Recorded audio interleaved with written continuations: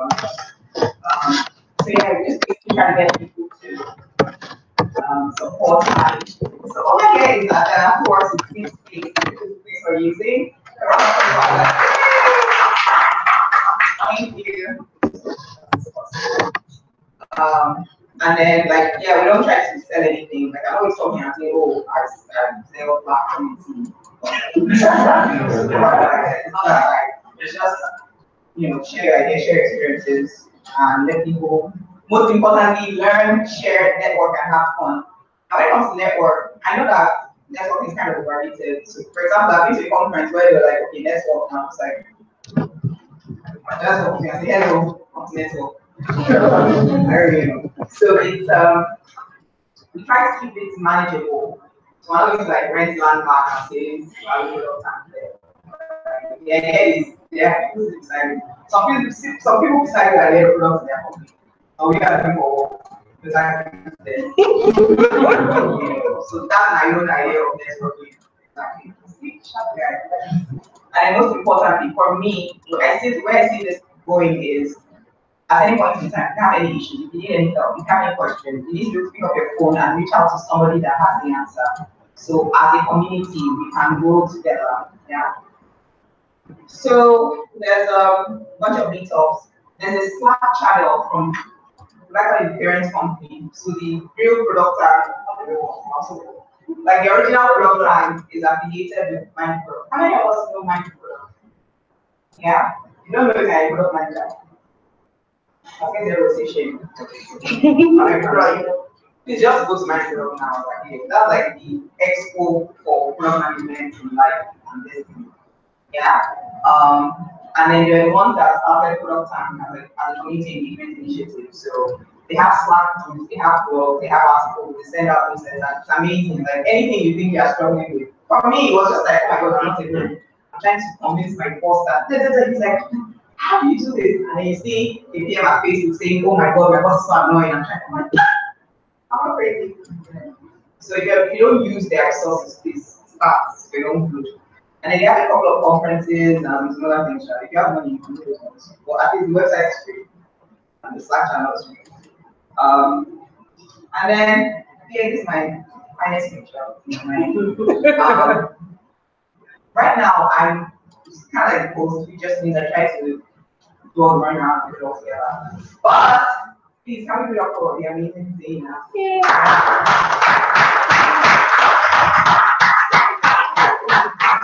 It's interesting because they're not just like European, just like she just gets it done. Like I didn't watch that. I was just like, she's like, what do you need? I'm like, oh, somebody just help me. Like, how do you do this? How do you do this? Then I'm like, oh, how are we going to done? What about it done? What about it? Sorry. So hopefully I can still start to just do this. But for now it's just me trying to drive it. So please feel free to come and assist. Yeah, and then this is the hashtag. So today, so that people are not getting jealous. When you actually just use the hashtag, so yes. And it's really good. So yeah, that's my story. Yay! Next. Okay, so heads up guys, in the notice, we're gonna have two speakers. One is DG, one was DG, he's the head of product at System Specs, Remita, TSA. So he's going to be here with later. And I was supposed to have a lady talk to us about design sprint and how to incorporate it into our product management processes. But unfortunately, she had a family emergency, so she can't make it. But even better, we have a senior product manager from Amazon, in real Amazon in America. You gotta say, if you like CK1, you like Amazon. And she's gonna actually she's going to share how she started in life, and then she's going to talk to us about understanding your products and your users, just basically her perspective and how she has managed it so far. So give it up for Danny.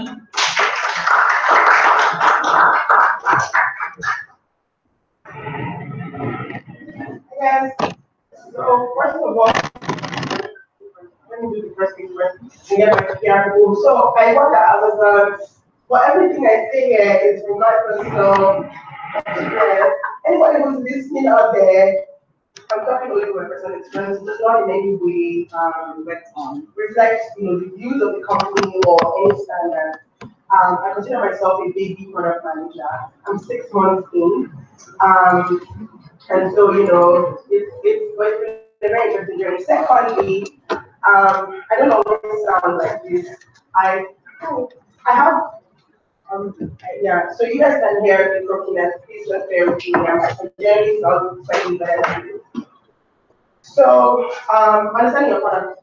I want to save my spiel for the end, and it's kind of long.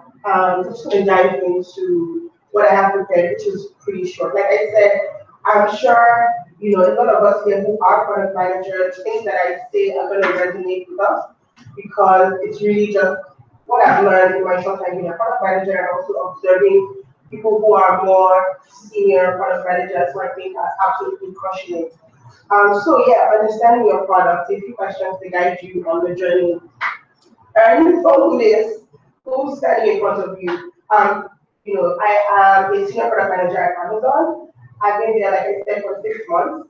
And I have a varied background, economics, back in Yale University, consulting, media, master's in public policy, business administration, and now I'm a product manager at Amazon. At Amazon, I am in fulfillment by Amazon, which is where our third-party sellers can use the Amazon network to fulfill orders.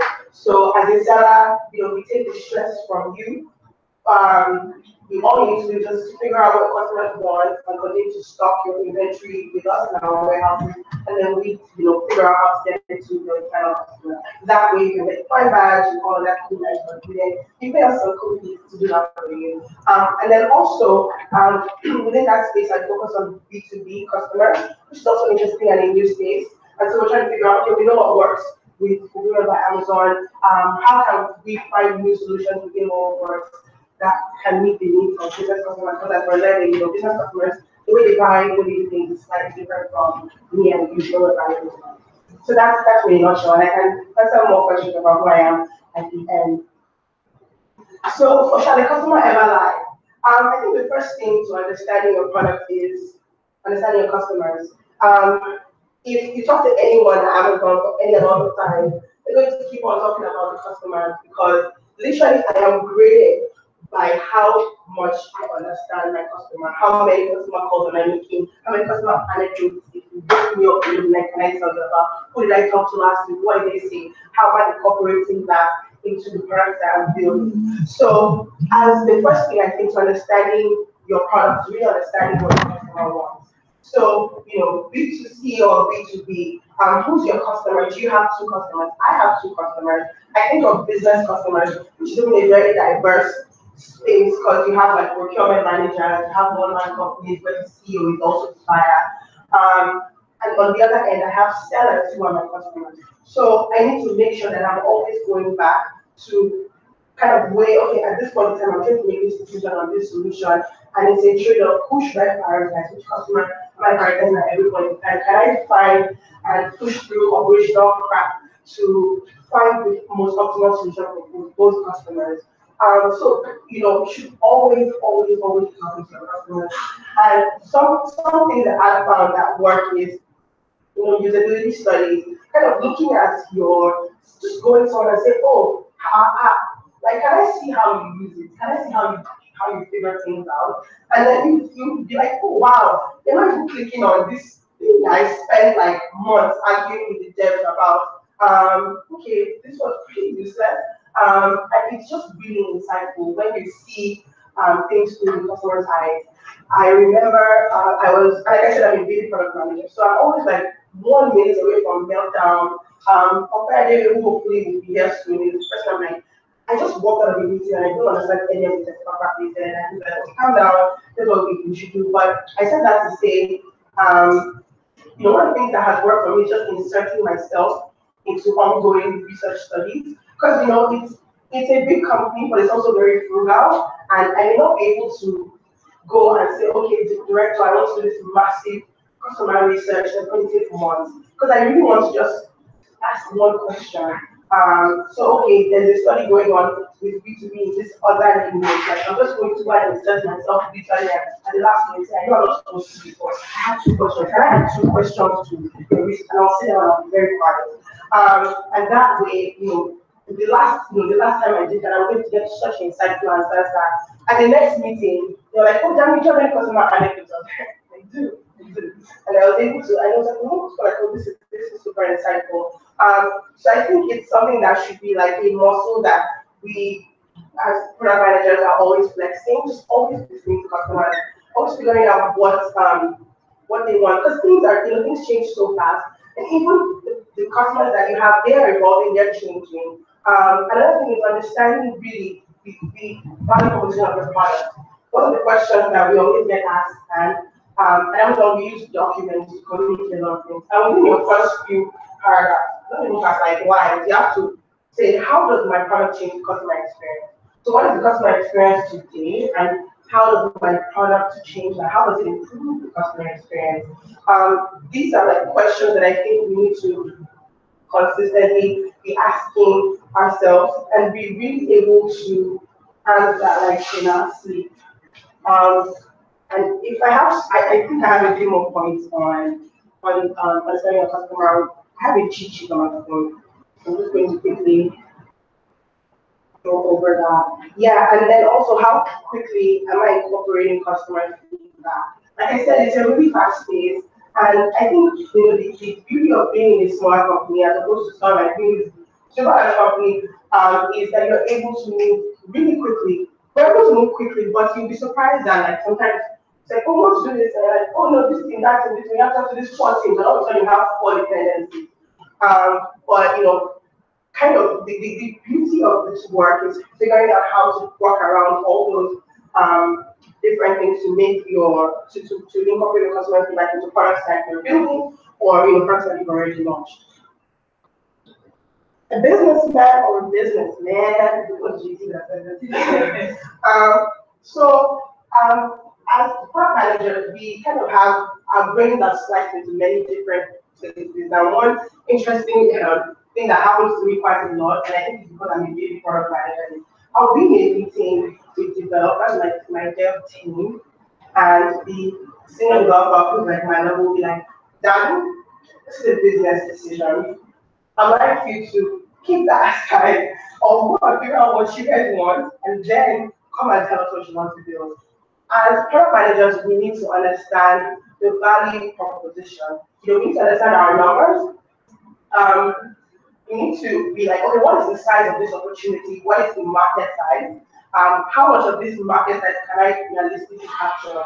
We need to be able to go and do our financial analysis and say, okay, we can sign up 100,000 users within X, Y, Z amount of time. Our V1 is going to look like this, and this is exactly how much revenue we're going to get. This is going to be our cost.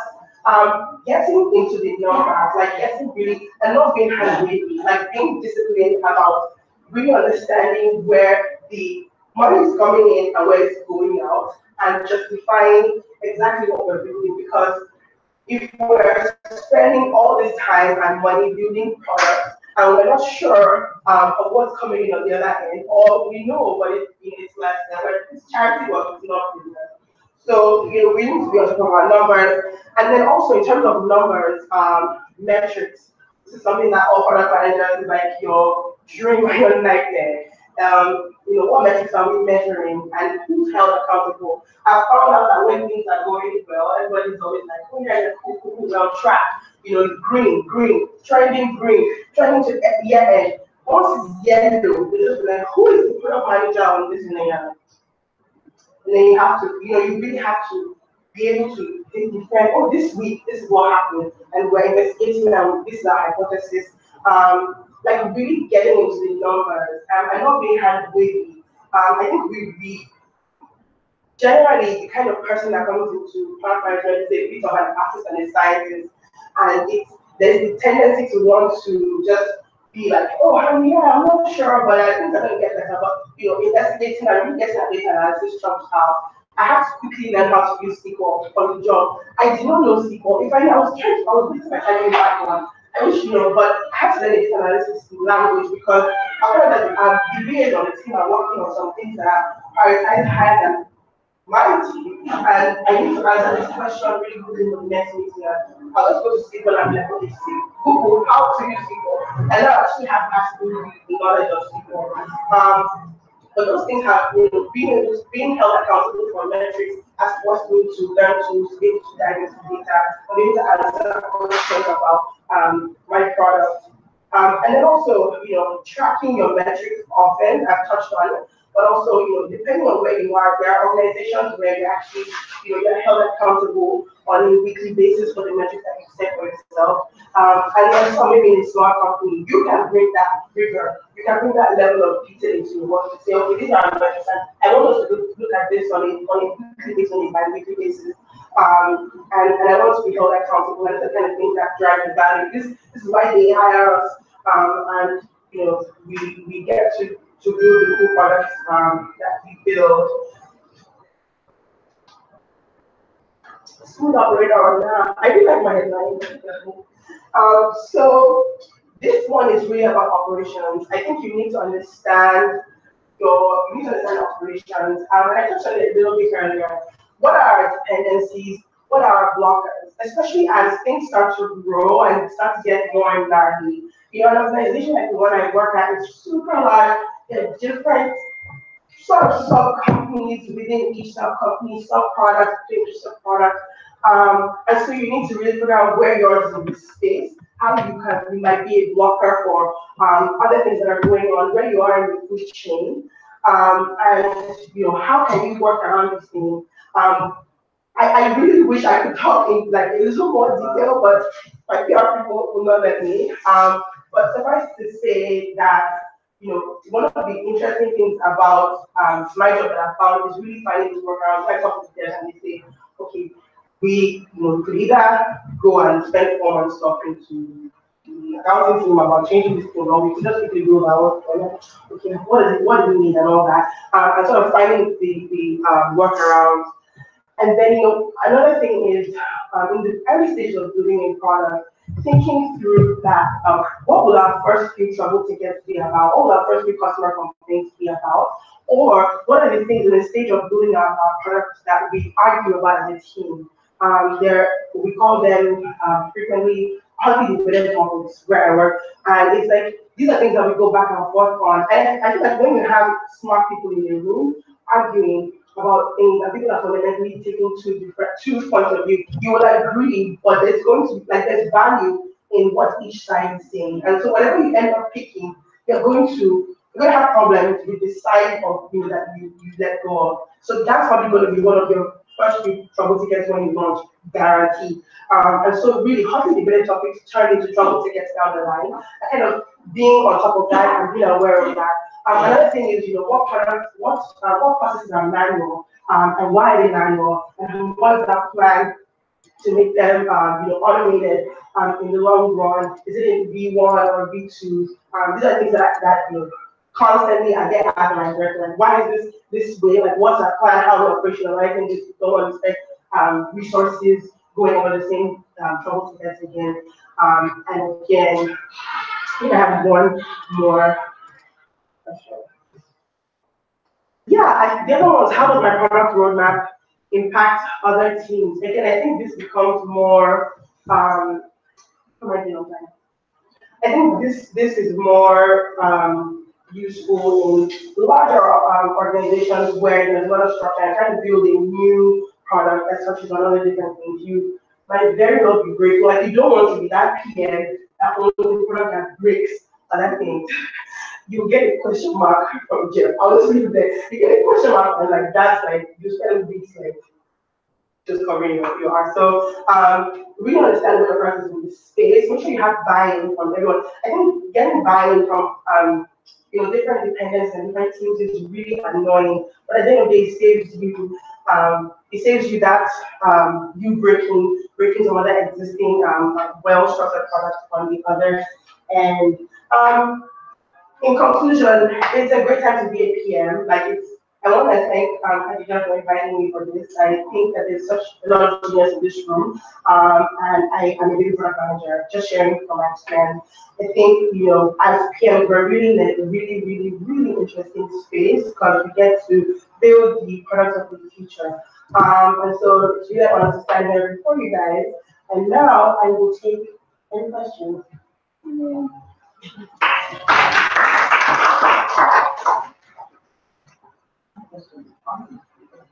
Good morning. Hi, my name is Chris. Talk about your background before moving to why Yeah, so why I should be product management? I knew that, so I've always kind of made my career moves on what kind of problems do I want to solve next, and what seems interesting to me. And I knew that I wanted to work in tech next. I was in my MBA program, and I said, I want to work in tech. I think there's just all this new stuff happening. I'm reading about how can I be part of this. That was literally what my first question to myself was. And then I thought about my background. Okay, here are all the different roles that I see in tech: UX, product management, sales, account management, program management, product marketing management. And I thought because I'd worked in consulting, I had a good chance of being, succeeding at product management. It's also bringing structure to chaos, so to speak. So I started to push for that, and I feel along the way, and I eventually got the role that I do in my career. Oh, okay. No question. I have many questions. Sorry. So you talked about how in determining what you want to do, or just touching with your customers, you do usability tests. Yeah. And you also talked about how you manage B2B and B2C services. So B2C is pretty straightforward. I mean, you put out a survey, just like push notifications to the app, do you like this, do you like that? But like in B2B, the buyers, the users are different, right? The person that says, let us use this service, probably is never going to use it, it's just your guy. And then the people that are logging in day to day, like, they're the bill users, but they're not necessarily the stakeholders. So in getting info from your business customers, how do you do it, and who in the business do you target your questions? That's a really good question, and yeah, it's complicated, as you said. In my experience, I've spent a lot of time just calls. Like sometimes you're talking to the wrong person, but I think every piece of feedback, every anecdote is valuable. And so sometimes, like I remember one call I was talking to like the third person on the chain, and I knew that I still have to go through 2 more people. But I spent time getting the answers that I thought I could get from that person, getting the baseline, and then saying, okay, I think I need more information from this X person. And I talk to this person more, and then kind of following the trail and getting to who I really wanted to talk to. But what I found is I'm getting valuable information all through, and no conversation was wasted.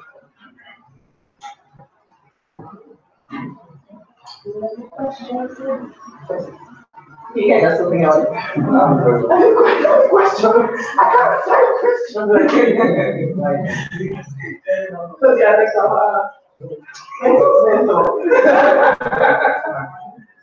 like 10 years ago, so project management like very well trained on PhD experience there's something we start talking about product management. So you need to go to the or because quite a lot of people don't product management before. So I think let's think that either something like content or something that will be done in that's a good question. Let me think about that. Do I think that basically I think that product management is going to come to my answer is I don't know, but I will take what someone who is I think is senior manager and director said in the training. He said, as product managers, we are really not needed to get the work done, right? We're more like a nice to have. And when we're around, if we do our job well, things get done better and faster and more efficiently, and we get to how it goes. So I don't know if product management is going to go extinct or maybe it's going to transition into another thing, but I think it's definitely a skill and a discipline that is needed. you know, you rarely find someone on the technical side who is related on the technical side who even has any interest in wanting to understand the business side of things. And even if they are, who has the rigor and discipline to go and learn those disciplines. So I think our skills will be definitely be needed. I think when you want, for me, I'm a paramedic now because it's interesting to me. It's challenges I want to solve now and not be doing it in the next 10 years. That's been my approach to my career. So even if my was extinct, which I don't think it will, I think we're just at the beginning, and we have a long great career. But even if it does, if you are building a career around skills that you want to learn, skills that you want to build, skills that are valuable in the market, you will be fine, regardless of that. Any other questions? Yes. So I'm curious, when you're talking about your journey to being a PM today, you didn't come like you had any real core technical skills. And then I was curious as to how that has affected your function, your ability to function as a PM. Yeah. So, yeah, I have a background.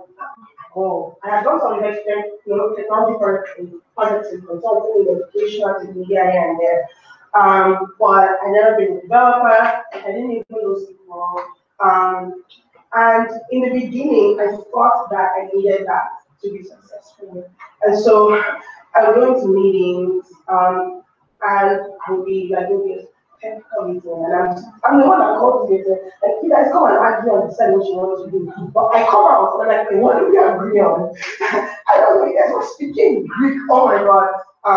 And I would like text my mentor, and like, so I learned that you can build allies within, on the technical side. You don't need to be a tech expert. That's not why you're in it. That's not why you're a product manager. You should be, as a product manager, you should be curious, inquisitive, and learn quickly. But you don't need to be the person who knows every detail of how they are like taking the data files and plugging it into the API, whatever. I think like sufficient knowledge at every step of the way. In my role, has it affected me? Just I think a lot of anxiety, to be honest, in the beginning around what I didn't understand, and if I could effectively drive a team when there was a kind of a bingo that I couldn't understand. But I think my consulting experience helped me because as a consultant, you're going every new project, you don't know anything, and at the end you are the expert. So just being confident. There's a lot of ambiguity, as I was talking earlier. There's a lot of ambiguity in being a product manager, and part of the ambiguity is if you don't have to think about that, kind of wrapping your head around that. And so just being comfortable, accepting that you don't know, quickly learning, being inquisitive to say, okay, I don't understand this thing. And don't take a BS and go down to the details. I struggle with my amazing software manager. No. Let's drill it down. Like let me see, draw it out for me. And they're supposed to do that. Like so be sure to push them to really help you to understand the technical things so that you can make the best decisions for the project roadmap. Any other questions? Final question from me for now. So I'm curious as to how you, well, I mean, maybe this is more for the organization. How do you prioritize what gets done? I'm trying to get a lot of ideas from your users, from your colleagues. How do you, first of all, are you the one that determines what gets done? And then if not, or if yes, like how does that happen? On a high level, everyone have these big ideas thing. Stuff that we do where it's like, okay, what are 3-year, 4-year, 5, 10-year plans? And then all those ideas come out, and then they go through the process of, okay, what's the impact? If we build this, what will be the impact? How much, how many customers are we going to get? It's going to be the revenue. So basically, what's the impact? And then we look at what's the cost to do that. And so me as a PM, it's my job to get all that work done And there's like a whole process, rigorous process. And then they come up with Excel spreadsheets of like, okay, here are X number of ideas, here's what it's going to take, here's the customer's going to impact, here's the revenue, here's how it's going to like operationally, here's how it's going to change things, here's the development resources required, here's the UX resources required, marketing, sales, we do all of that, and then we leave it to the development. And they do it with us. So we're all fighting for our project, where it's like, no, we want to drop this, you know, the line, like, no, this is what we need to do. So it's kind of like a joint decision, but then the director of this call or what gets done. So the director of product team. Yes. Okay, so the product team basically decides. Yeah. Does anyone else have any questions? Yeah, okay. No, you understand. Well, it'd be nice if you guys see it. So wait, we'll figure out see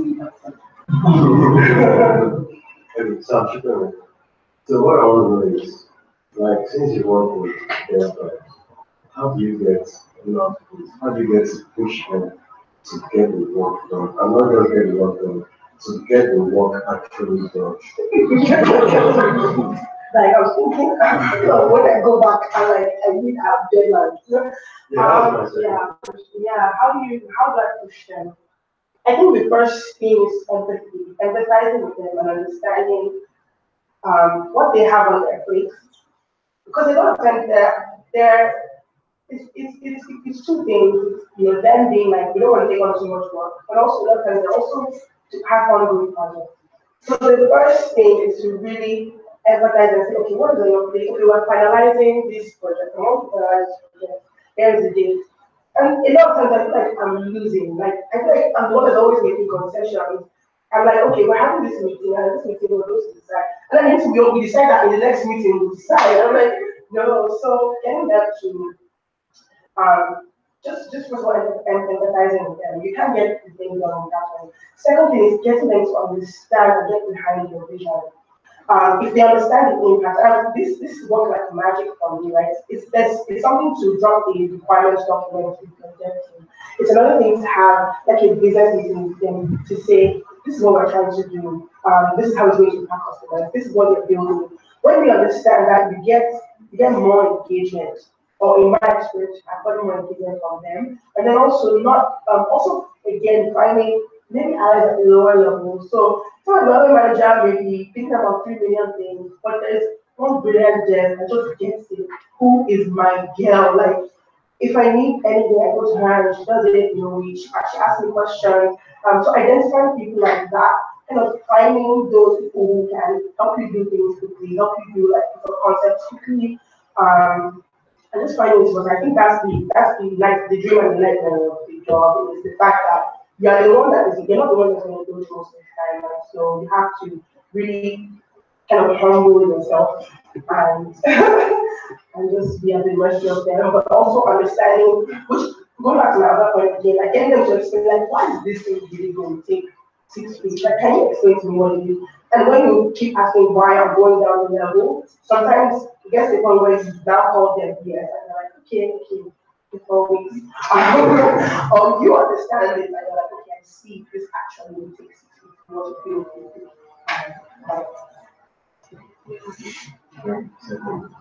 So, how do you manage clients? And I'm trying to work with clients. My deadlines are like my goals. So I say this year I want to launch X by this date.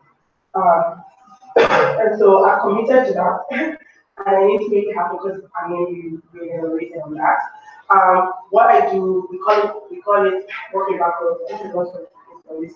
Working backwards. So I will say, before I commit to any goal, I'll say, okay, let's scope. When I scope, I'll add a buffer, and then my delivery dates will be the scope of the buffer. And then if there are any dependencies, because such a dynamic role and job that sometimes when it's happening, you discover anything once you discover things like that, you flag it. And so like weekly program updates, letters, anything comes up, this is happening, keeping everybody in the loop. And sometimes you get pushback. You don't get pushback from them, like, why is this not done? How can we work around this? Do we need to escalate? But putting it on the table for discussion as opposed to like just saying, okay, I just want to do this, I'm going to just pretend it's not that, I'm just going to try and work on my own. A lot of times sliding into leadership helps to for them to really understand and if they have the mouth, so to speak, to push and maybe push something off the table so that your thing can get done. So that you can get it done.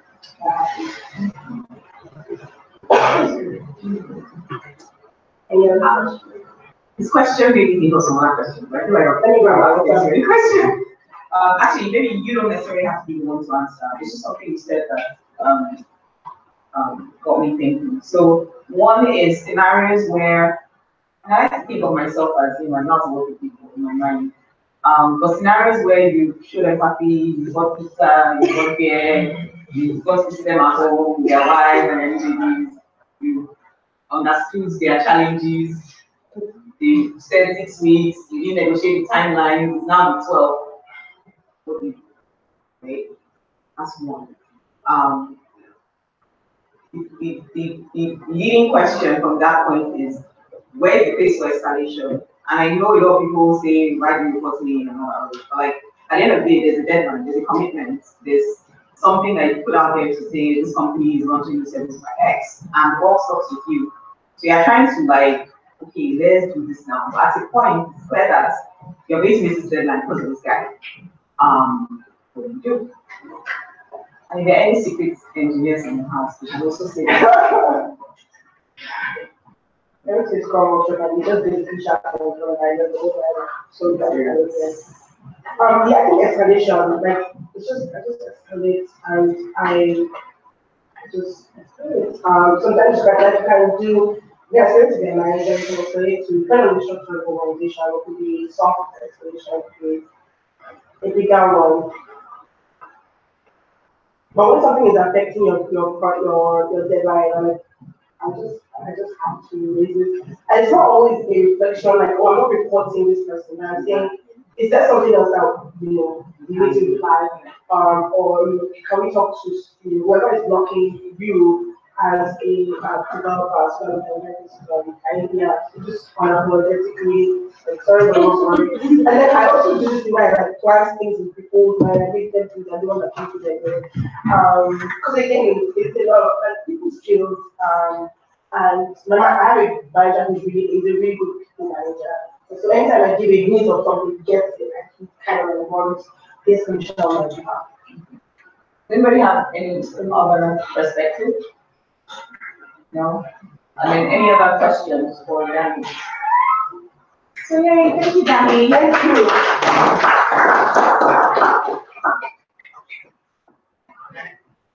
So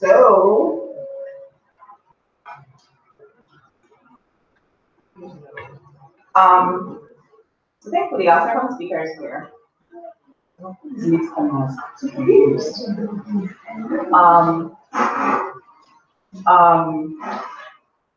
Okay, so okay, it's your time.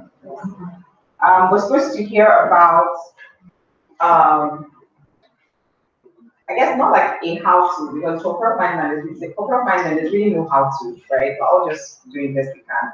And there's some things that have worked for some people that we would love to hear about and hopefully adopt. And then there's some things that they're like, don't even think about it because you crash and burn.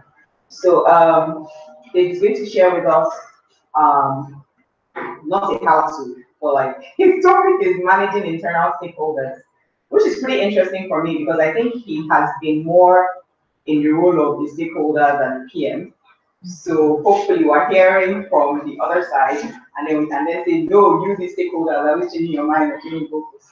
And then we'll see how that goes. So please.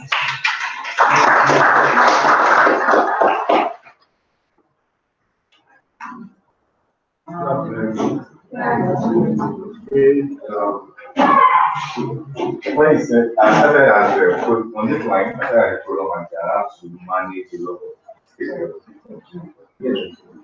Yeah.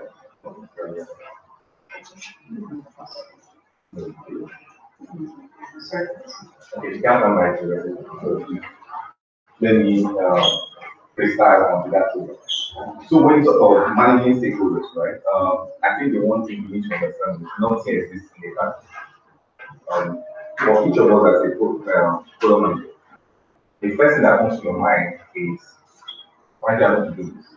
Usually, I think for most people, I don't know about everybody, but for most people, what takes us to product management is about getting things done. You love the idea of creation. You want to bring a useful idea to the market. And I've seen people take day off just to talk product management. Now, I know that we love to talk about product management from the point of view of technology, but product management goes beyond everything. In actual fact, for a lot of people that start their own organization that wants to have their own company, they want to create something. Now, also, product management is, we keep talking about product management, but product themselves sometimes are not actual things, some of them are services. So, for example, I want to develop a new type of home that can bring into two. That's a product. But at the same time, somebody says, I want to bring a music service into the market. It's a service, but it's also a product. So, for each of us that get into these things, we are trying to create something either tangible or intangible. Now, so when we come around with these logical ideas of being a product manager, I mean, after all, I'm trying to do something, I'm trying to help the world, I'm trying to save Nigeria. Why then can't everybody as in past? Why can't everybody just fall down, bow down, worship and then come to God that will save Nigeria? No, because the first thing that shocks you is when you become a product manager that nobody actually cares about you, nobody cares about the fancy ideas you have in your head. So you are faced with that challenge and okay, what am I supposed to do? So you discover that there is a whole new type of things you have to do to actually manage your stakeholders and do this. It's amazing, right? That you need different set of skills to manage your products than to manage your stakeholders. You can't find it. Yes, I did. It's on my phone. You don't have it. So just one. Okay, I use my phone. Just one. Right, so he wants to do it.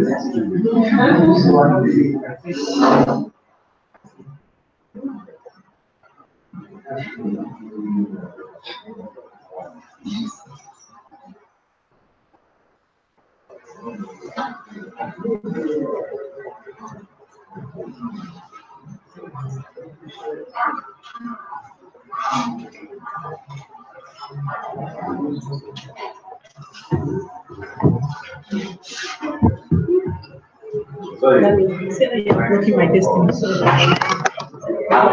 I'm listening.